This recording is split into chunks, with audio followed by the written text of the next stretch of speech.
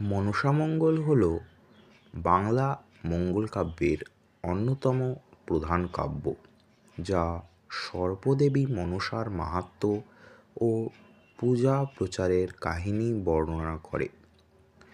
এর সারমর্ম চাঁদ সওদাগরের মনসা প্রত্যাখ্যান থেকে শুরু করে বেহুলার ত্যাগের মাধ্যমে দেবীর জয়লাভে পরিসমাপ্ত হয়।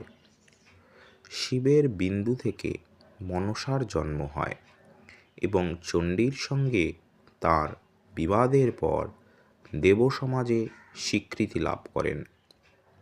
মানুষের পূজা না পেয়ে মনসা পৃথিবীতে অবতীর্ণ হন এবং রাখাল কৃষকদের মাধ্যমে পূজা শুরু করেন।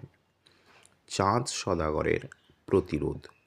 শিবভক্ত চাঁদ সওদাগর মনসার পূজা প্রত্যাখ্যান করেন, ফলে তার 6 পুত্র সর্পদংশনে মারা যান এবং বাণিজ্য বহর ধ্বংস হয়।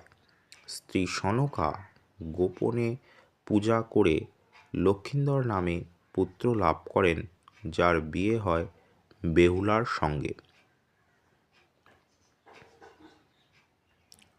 বাসর রাতে সর্পদংশনে লক্ষিন্দর মারা যান। বেহুলা মৃত স্বামীর দেহ নিয়ে নদীপথে স্বর্গে যান।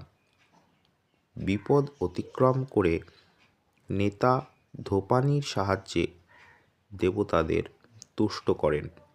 মনসা শর্তে লক্ষিন্দরের প্রাণ ফিরিয়ে দেন এবং সম্পদ পুনরুদ্ধার করেন।